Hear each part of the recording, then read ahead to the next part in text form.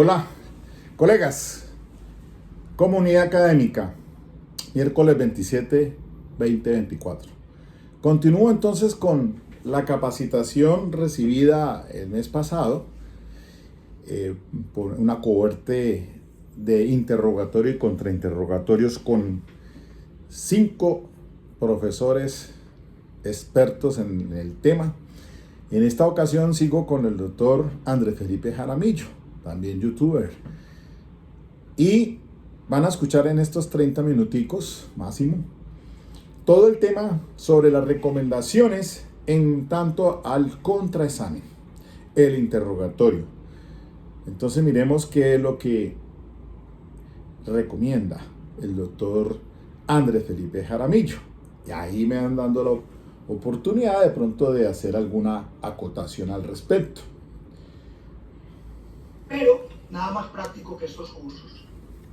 Entonces, porque quizás el tiempo no nos da, porque no tenemos tiempo de leer el libro, o porque a lo mejor el libro se puede tornar algo farragoso, o porque aprender algo de un solo autor quizás no sea tal vez conveniente. Nos hemos de preguntar entonces, ¿cuál es el mejor interrogatorio cruzado?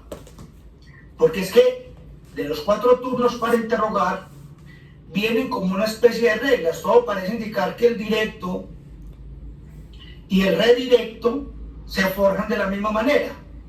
Y el indirecto y el recontra se forjan de la misma manera. Pues sí,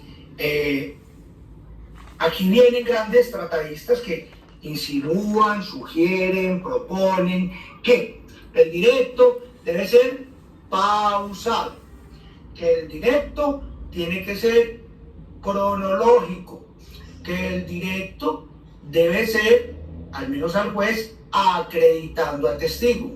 Es decir, al margen, independientemente de que sea un testigo perito o que sea un testigo reconstructor, hay que hacerle ver al juez en la parte introductoria que quien declara dice la verdad, que es una persona honesta, que es creíble.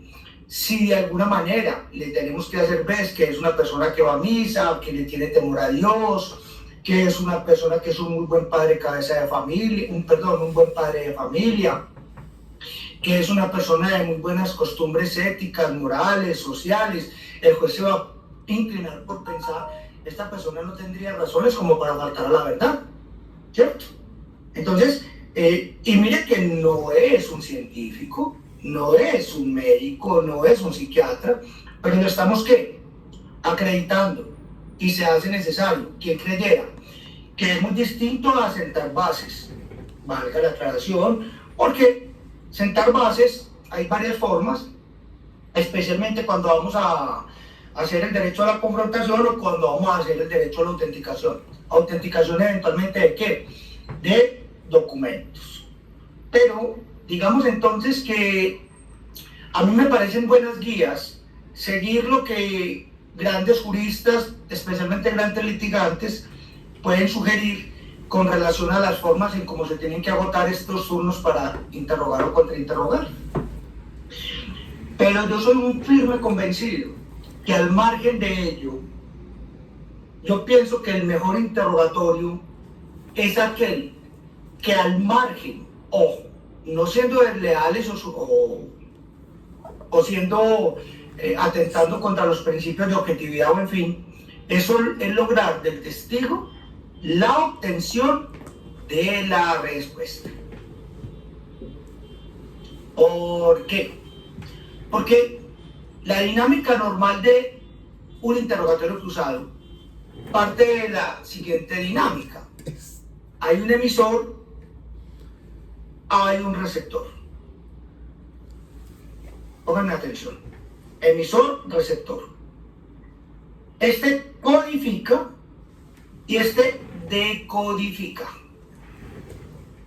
Y esa comunicación que va y viene es un feedback. Es decir, hay una retroalimentación de una comunicación.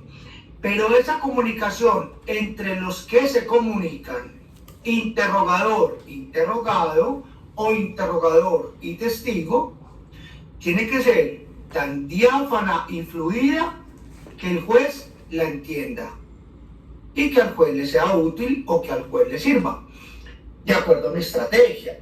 Claro, ratificando, confirmando o impugnando, deshabilitando o desacreditando. Entonces, que el interrogatorio para el directo lo sea lento, lo sea suave, para el contra sea más rápido, vamos a emplear preguntas un poco más contundentes, vamos a descomponer al testigo porque el testigo se va a incomodar, el testigo se va a descomponer. Esto es una, lo explicaba en el fragmento que tuve la oportunidad de leerles ahorita. Esto es un arma de doble filo y tenemos que pensar muy bien, en efecto, cómo vamos a tratar de que esa información fluya de tal manera que el juez la pueda entender e interpretar. Entonces, de las respuestas de los testigos o de las preguntas que hagan los interrogadores, en ese feedback o retroalimentación, depende también que los jueces no vayan a incurrir eventualmente en lo que comúnmente algunos casacionistas conocen como en los errores improcedendo o errores injudicando. Errores que atentan contra la ley sustancial o errores que atentan contra el debido proceso probatorio o contra el debido proceso estructural. Esto es la interpretación de la prueba.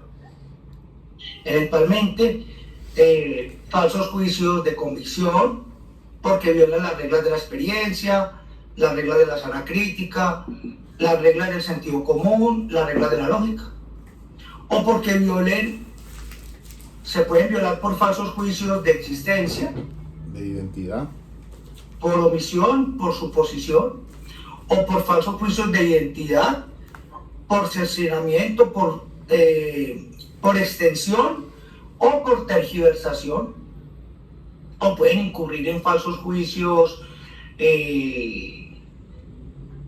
cualquiera. Hay una cantidad dentro de las técnicas de la casación, pero de ahí porque la importancia de tener y hacer un muy buen interrogatorio a lo largo y ancho de un examen cruzado. Ahorita le hablaba de unos enemigos, y los enemigos perceptibles es a los que no hay que tenerle miedo. Lo más importante es conocerlos. A los opositores hay que conocerlos, al fiscal hay que conocerlo y conocerlo muy bien, al defensor, especialmente a estos que vienen a estos cursos de letrados, que son litigantes de avanzada, que están listos para afrontar juicios de alta complejidad. Hay que tenerles cuidado porque ya manejan con destreza y con algún dominio lo que son estas estrategias y estas técnicas. Son personas que ya se saben ubicar en una sala de audiencias. Hay que conocer muy bien al abogado, hay que conocer al abogado de víctimas, hay que conocer al Ministerio Público, hay que conocer al defensor de familia, hay que conocer al juez. Y no lo dice solamente Óscar Fernández León, sino también en su tratado, en su libro, Eduardo Fontanet Maldonado, también dice: conozca al juez. ¿De dónde viene? ¿Cuál es su corriente de pensamiento? ¿Qué tipo de juez es? ¿Es un juez joven, un juez centrado en experiencias? ¿Es un juez más de tendencia garantista, es funcionalista, es un naturalista, es positivista? ¿Cómo interpreta la norma? ¿Es un exégeta riguroso o aplica la exégesis con todo furor? ¿O es un juez más de tendencia constitucionalista? Entonces, me parece loable y plausible cuando traen estos planteamientos estos grandes tratadistas, que es conocer al juez.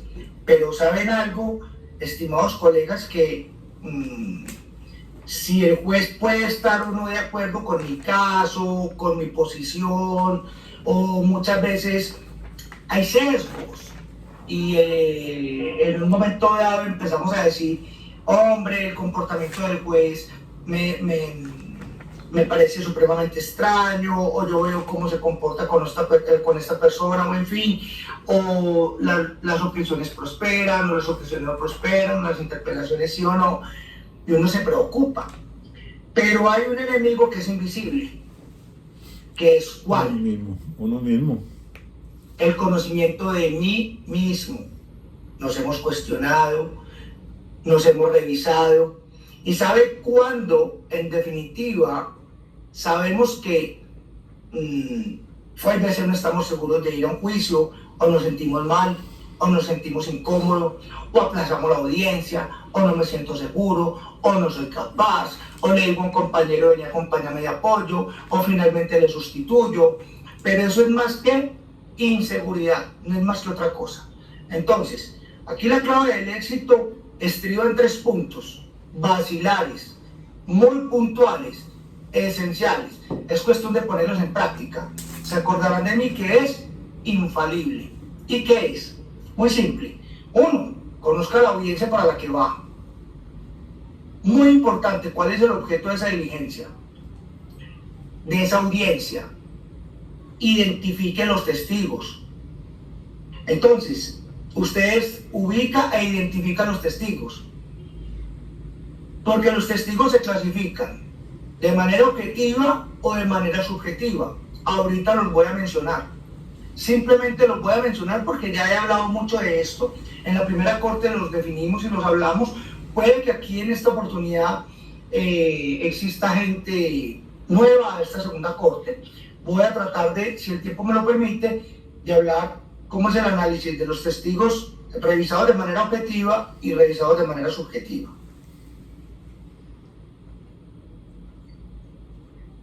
Aspecto esencial. 2. Tener el caso muy bien preparado, es decir, con un norte definido. No vamos a escoger 2 o 3 hipótesis, no, tiene que escoger una sola. Es decir, ¿cuál es su caso? Aquí hay una cuestión muy diversa, y esto pues va para los amigos fiscales que puedan estar en este curso. Es que pues por obvias razones sí o sí, el fiscal tiene que tener un caso. Y ese caso implica las 3 dimensiones del derecho, que a no dudarlo pues son los hechos, el derecho y las pruebas. Eso lo tiene que tener claro. Pero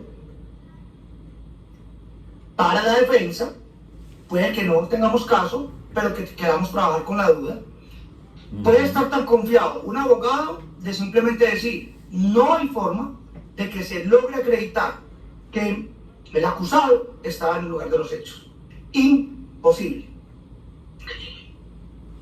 Yo no me confiaría tanto de eso, porque no falta en juicio el testigo de manera irresponsable y atrevida vaya más allá y, como dice Rubén Blades, sorpresas trae la vida. ¿Qué tal si un testigo de esos te ubica al acusado en el lugar de los hechos? Pues no te lo esperabas. Y cualquiera dirá, hombre, pero es que eso ya se tiene que saber. Porque para cuando en la audiencia preparatoria a mí me hablaron de cuál era la pertinencia de los testigos y si en efecto era un testigo actual, concomitante, de aquellos que dicen presenciales, o era un testigo anterior o posterior a los hechos, o es un testigo indirecto. Pues puede ocurrir, en efecto. Pero, de hecho, una de las bases de las objeciones, o una objeción, es la impertinencia. Y la impertinencia, pues se deja venir por 2 razones.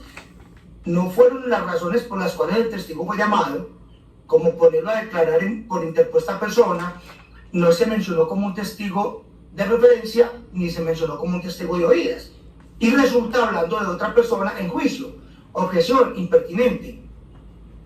O porque simplemente no se contrae a las circunstancias espaciales, temporales y modales de alguna de las partes. Objeción impertinente.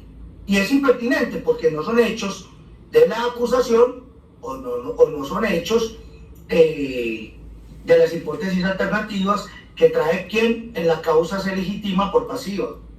Entonces, es abiertamente procedente ese tipo de objeciones. Bien, ¿Dudas hasta ahora? ¿Qué preguntas hay? ¿Inquietudes? ¿O todo está diáfano, claro? ¿Qué dicen mis amigos? Ay, calladitos. Sin dudas hasta ahora, muy bien, los veo como tímidos, ¿no? ¿Cuántos días llevan de este taller? Este es el segundo, ¿cierto?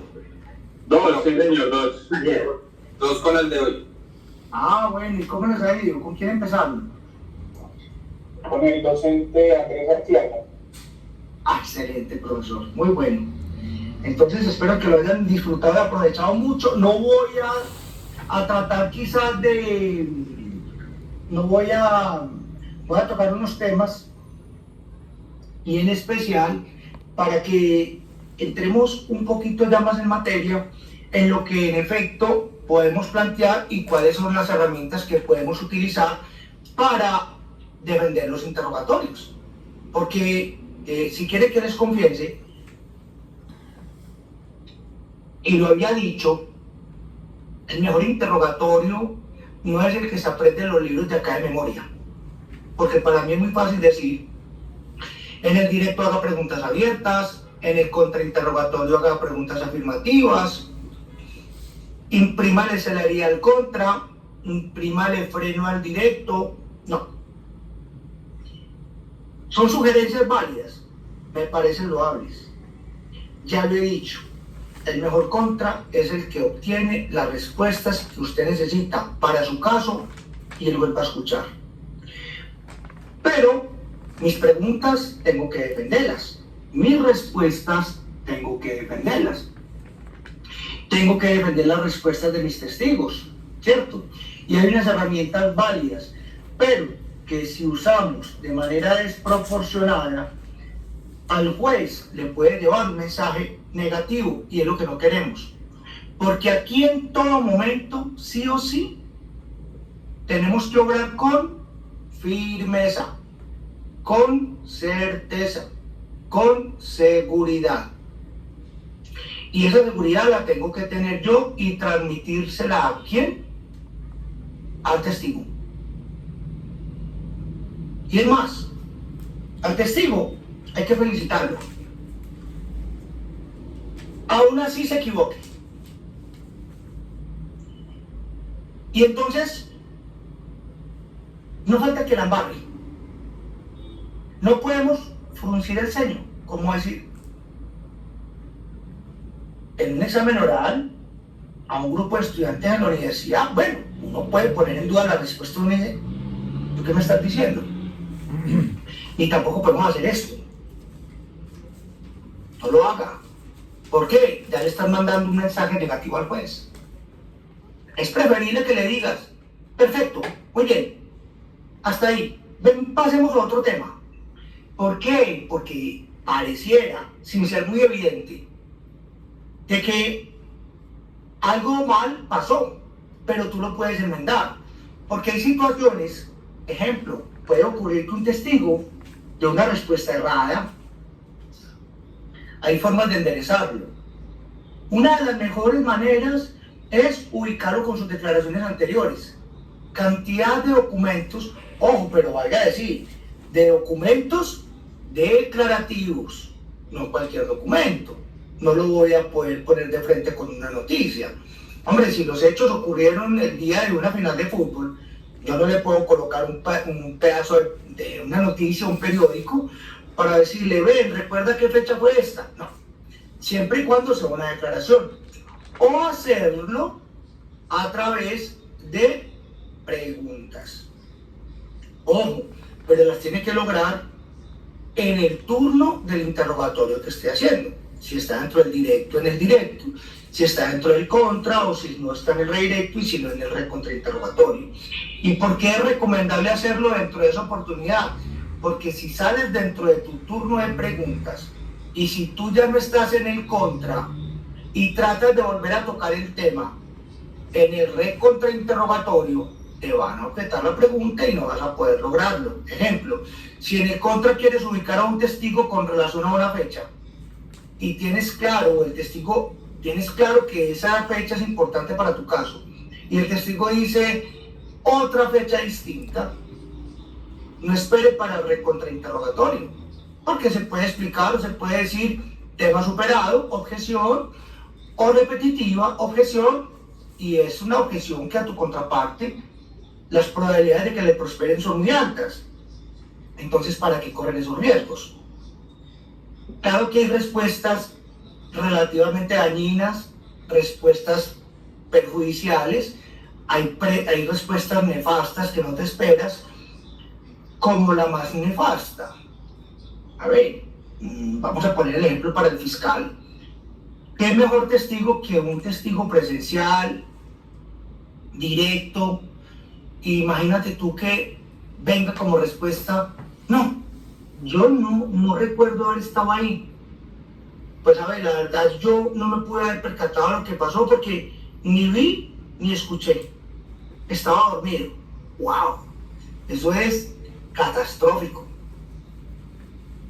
Claro, uno de antemano, y si bien es cierto, una de las reglas o las máximas de los interrogatorios, citando a Fontanet Maldonado, es justamente eso. No vamos a llegar a un juicio ¿a qué?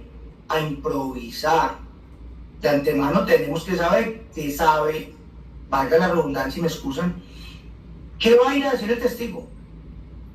Porque si el testigo definitivamente no se compadece con mi caso, pues lo descarto, al margen, independientemente de que el juez ya que me lo haya decretado. Entonces, los nervios me delatan.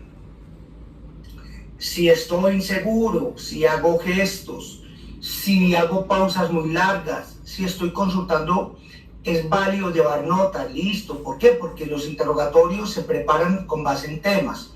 Las preguntas no llegan en un cuestionario escrito, definitivamente no.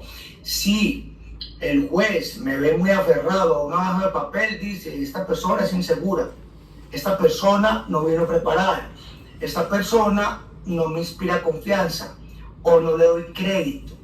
Y esa misma inseguridad se la transmito al testigo.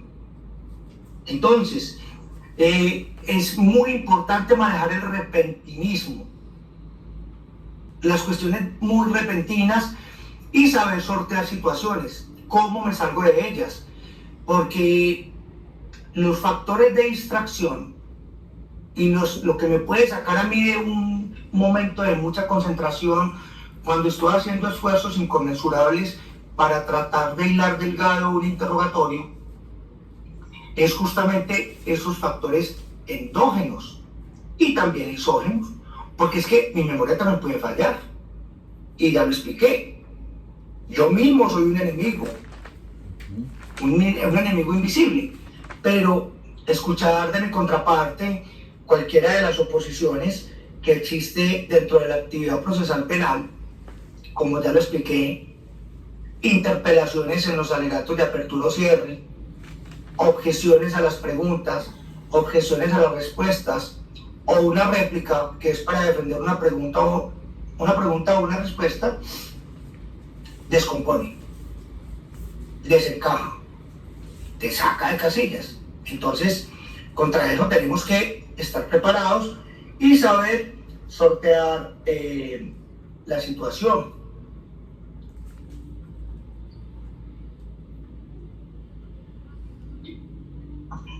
¿Hay una pregunta levantada? ¿El doctor Alfredo iba a preguntar? Sí, sí, doctor. Doctor, usted dice que una objeción no puede descomponer a uno, pues eso es cierto, pero también descompone cuando uno le dice al juez objeción, una pregunta sugestiva, porque la fiscalía en el directo de manera frecuente está haciendo preguntas sugestivas, y el juez para todo es no al lugar, no al lugar, no al lugar.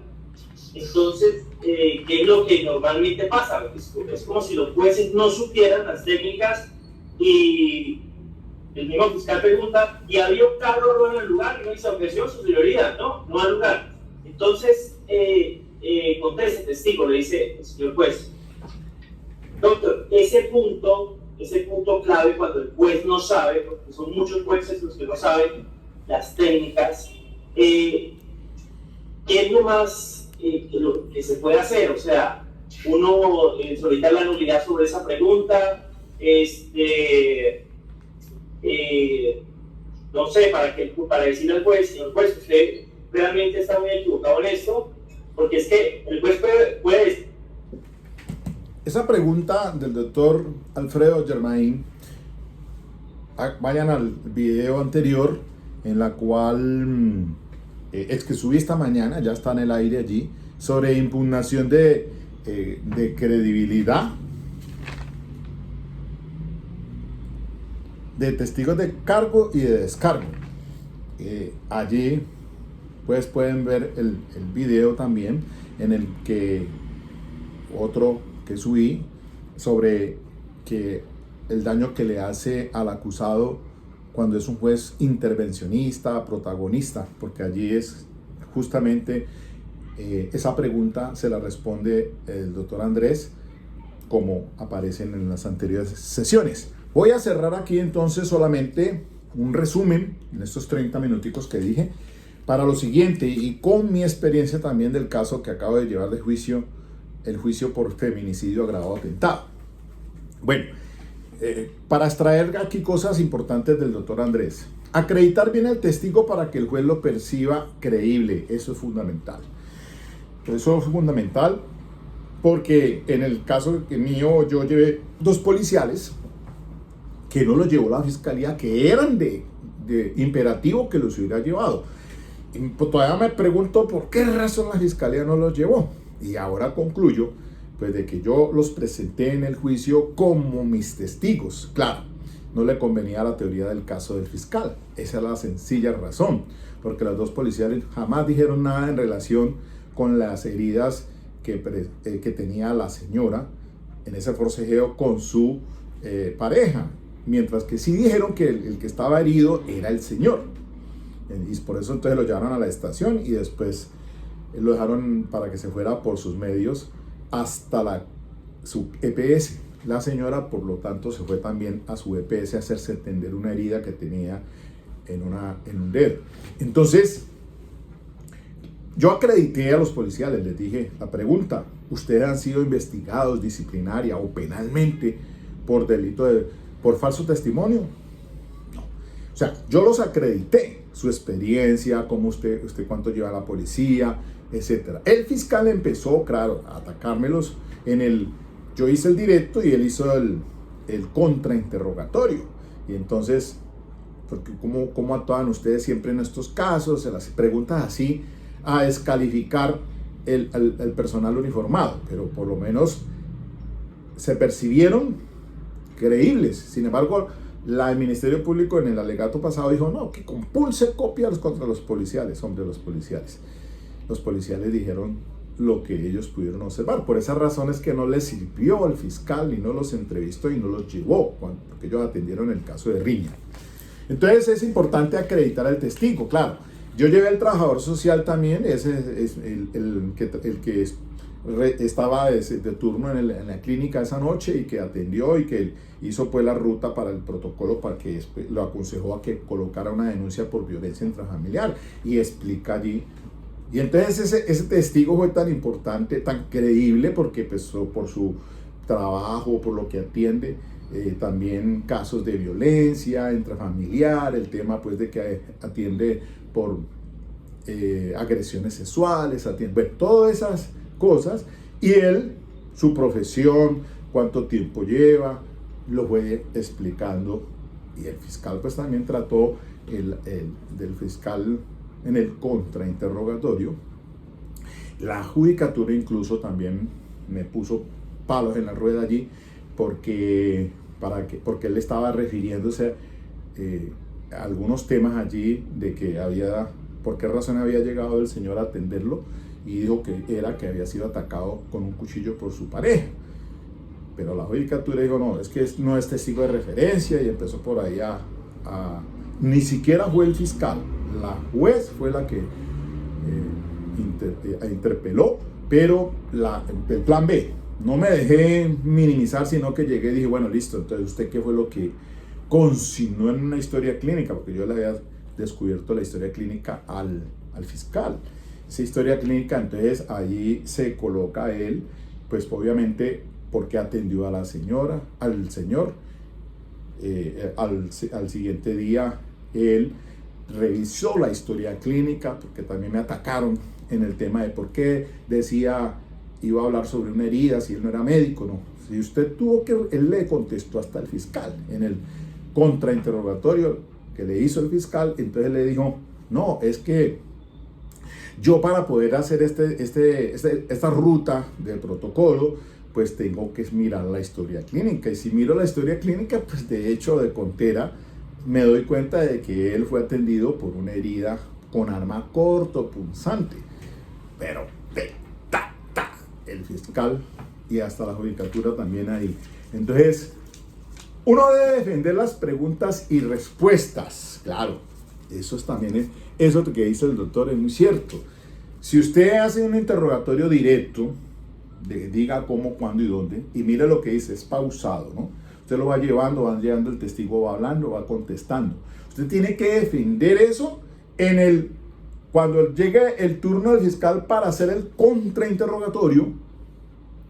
Claro, entonces yo tengo que hacer el redirecto. Yo hago el directo, él hace el contra, yo hago el redirecto y el recontrainterrogatorio. Y fue justamente ese tema también con la fiscalía cuando el acusado se ofreció a dar testimonio. La situación fue que yo lo ofrecí y le hice las preguntas en directo. Entonces él empezó a comentar. Y la judicatura, viendo que se estaba extendiendo mucho, específico, y los doctores, que sea específico. Y entonces estaba comentando y relatando parte de su vida, de su relación. Y el fiscal entonces, cuando el tema de la denuncia por violencia intrafamiliar que interpuso él, que también se la descubrí, y que fue otro tema allí complejo, porque él estaba detenido en una estación de Engativá en Bogotá, y yo le había enviado ese documento para que lo tuviera allí por si lo necesitaba para refrescar memoria. Y que claro, cuando la judicatura le digo yo pues que necesitaba el documento para que refrescara memoria, y digo, ¿cómo así que usted lo tiene en sus manos? No, él lo va a solicitar al policial que está allá y se lo trae para que entonces lo revise. Listo.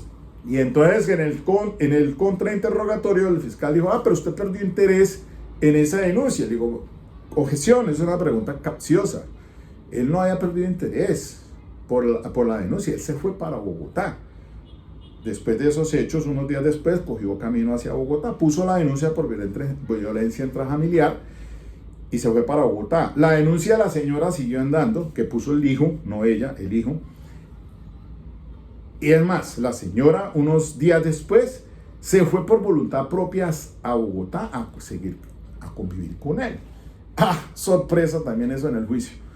Se fue a vivir con él, y cuando estaba allá, llevaban 15 días o más de 20 días, fue que lo capturaron el 29 de mayo del año pasado. Y a ella le tocó, ¿qué? Pues devolverse. A pregunta que le hice yo, ¿y usted por qué? Entonces, explíquenos por qué se fue, para que le dijera la judicatura, ¿por qué se fue con él? No, yo tengo una explicación. Sin embargo, se la solté, digo, ¿cuál?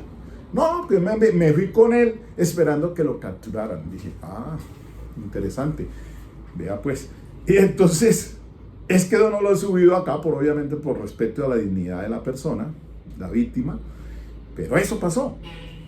Entonces uno tiene que defender las preguntas y las respuestas. Claro, cuando estaba en el contrainterrogatorio del acusado, en el tema de que haya perdido interés, en el directo no le refresqué memoria para la denuncia, para el radicado y tal.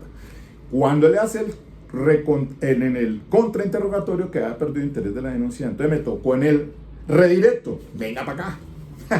Me acordé, tengo que refrescar memoria, y entonces hice el procedimiento, y él entonces leyó ya el documento, el respo a tal día coloqué la denuncia. ¿Por qué delito de violencia intrafamiliar? Vaina. Entonces en el recontrainterrogatorio de la fiscalía, con el tema, Y dejó anotado allí verbalmente al finalizar en su interrogatorio, su recontrainterrogatorio, dijo, señora juez, y para indicarle que esa denuncia está archivada. Y, oh, my God, ¿está archivada? Y así se lo lanzó al aire, lo dijo, bueno, ya, claro. Entonces, esa sí no le dieron atención la judicatura, la fiscalía, borrón y cuenta nueva. Claro, el señor se fue para Bogotá, él no alcanzó a ir a medicina legal, fue la denuncia y se fue. No lo localizaron, no lo avisaron y eso entonces lo archivaron según parece, mientras que Silky estuvo andando la denuncia y el fiscal que tuvo el caso inicialmente, esto es un feminicidio, un delito de enfoque de género. Ahí les he dicho esas dos sentencias que se las recuerdo. Revísenla muy bien en el video anterior, hice referencia a ellas porque son muy importantes en el tema del feminicidio. Estas dos sentencias, la doctora Patricia Salazar, 52394 del año 2019, y la del doctor Chaverra, 62539 de ahorita de este año, porque Tello en un videito que tiene, como yo también es youtuber, video en un Tello del 10 de septiembre de este año, cita una decisión del Tribunal de Cali 210824, radicado 2016-14547, donde la doctora magistrada Julieta Argüelles, como no probó la fiscalía el tema de ser mujer, le excluye el agravante de la violencia intrafamiliar del inciso segundo del 229, o sea, queda en el inciso primero del artículo 229, o sea, 4 años, violencia intrafamiliar, cuando no logran demostrar el fiscal el ser mujer, el enfoque de género. Y por eso este radicado 52394 del 2019, la Corte Suprema de Justicia, en sede de casación penal, ratifica violencia intrafamiliar 229 en el inciso primero, no en el segundo.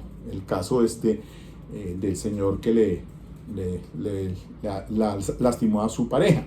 Entonces, se les recomiendo esas dos providencias allí.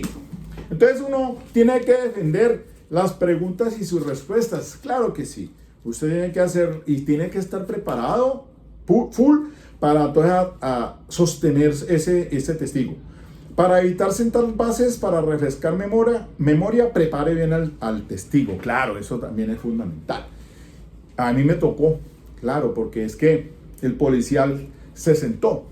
Y entonces, para que en el directo mío yo le pregunto, bueno, usted haga referencia a un caso que atendió, si usted recuerda. Yo no me recuerdo. Claro, aquí hay otra cosa. Esos dos policiales, yo no les tomé entrevista, ni al trabajador social, porque yo llegué en la preparatoria y la suspendí para revisar el caso, y entonces cuando ya, eso fue el año pasado, por ahí en noviembre, pasó diciembre, en febrero se hizo la preparatoria de este caso, del feminicidio. Entonces, yo fue con el trabajador social, pero no le tomé entrevista, ni a los dos policiales, porque qué camello uno llegar a una estación de policía y tratar de hablar con los dos policías de turno. Me tocó hacer maromas para poder ubicar a uno solo y hablar con él y decirle, posiblemente te van a llamar a juicio de este caso. Libro de población, tal, en folio, mira, es de este caso que te van a llamar. Yo, no, la verdad, me fui con él así, a juicio. Así, a sabiendas de que obviamente tenía que, a ver, ¿por qué razón la fiscalía no los llevó? No los entrevistó. El policía judicial, por ahí me tocó atacarlo en el contrainterrogatorio, y entonces simplemente dijo, no, me quedé esperando la orden del fiscal de si los entrevistaba. Y dije, carajo, y usted tomó entrevistas entonces a los testigos, usted le tomó entrevista a la vecina del frente, a la vecina, a la que estaba al frente mirando, le tomó al hijo, le tomó entrevista a la señora, y a los dos policiales, ¿por qué no les tomó entrevista? No, me quedé esperando la orden del fiscal. Ah, interesante, en el contrainterrogatorio. Y también me tocó allí porque él le puso 2 espoas y habló solamente el del feminicidio. No habló nada sobre la denuncia por violencia intrafamiliar. O sí mencionó que había otra denuncia como víctima el señor. Entonces ahí me tocó agarrarlo Y la judicatura entonces se me opuso y me dijo, ¿y usted es pertinente? Pues, claro que sí, tiene que hacer relación con los hechos. Y ese policía le dice, senté bases, refrescó memoria, le dije, hágame el favor y me lee el SPOA. Le digo, los últimos radicados, los números. Ah, listo, lea los 2 últimos números. ¿Por qué delito? Violencia intrafamiliar. ¿Quién? Esa es la víctima. Ah, el señor Ángel Manuel Torres. Ah, bueno, listo, muchas gracias. Está. Eso pasa. Eso es muy cierto. Para no refrescar. Entonces me tocó decirle al policía, mire, allá en la pantalla, el señor que usted ve allá, ¿usted sabe quién es el señor? Sí, ya me acordé, claro, me tocó así. Porque no tenía que coger el libro de población, sentar las bases y empezar a que refrescara memoria. Entonces, eso es importante. Claro, uno puede entrevistar a los testigos, debe entrevistarlos para utilizar, sentar las bases y refrescar memoria. Eso es importante también. Pero cuando no puedes y tienes que llevarlos de alguna manera, pues obviamente que sabemos lo que se le va a preguntar y que va a responder al menos. En este caso el fiscal me dijo, usted pásame las entrevistas, que le dije, no, yo no le tomé entrevistas, yo lo cité así en la preparatoria al trabajador social y los 2 policiales, yo no les tomé entrevista. Bueno, imagínense para encontrar a los 2 policiales. Bien, para refutar el testigo de la contraparte, sentar bases para impugnar credibilidad. Bueno, eso ya lo vimos ayer. Tomar previo al juicio las entrevistas, sí. Utilizar bien el redirecto y el recontrainterrogatorio, sí, para defender las preguntas y respuestas. De manera que, mis queridos amigos, quería socializarles esta conferencia, parte de la conferencia del doctor Andrés Felipe Jaramillo, youtuber también, y ya me queda...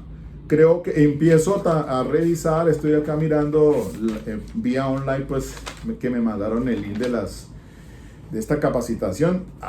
El siguiente va a ser el doctor Juan Sebastián Duque Posada. Después está el doctor Sebastián Gómez Villegas, también que considero en la parte penal importante. La conferencia del doctor Giovanni Bosch Agudelo, que es el director de Letrados Escuela de Litigio, pues se enfocó fue el tema civil. Creo que de él, pues sí, yo soy más penalista al 100%, entonces me voy a referir a Juan Sebastián Duque y Sebastián Gómez, que también son supremamente importantes, pues yo se las socializo. Cuando tengan la oportunidad, la recomendación es hagan el curso. Está la cohorte Taller Perfeccionamiento Interrogatorio y Contra Cohorte 2. Habrá una tercera, seguramente el otro año. Giovanni Bosch Agudelo, director de Letrados, Escuela de Litigio de Medellín. Los paisas nos llevan un pie adelante con estas capacitaciones. Y en ese momento creo que CESJUL está haciendo la capacitación que iba del 25 al 29 de esta semana. Pero es presencial, creo, o no sé si sea online también, creo que es presencial. Bueno, a esa sí no me podía ausentar de Cali. Muy bien, entonces espero que esto sea de su agrado, de su interés académico y le sirva en su vida profesional. Sin más, chao pues.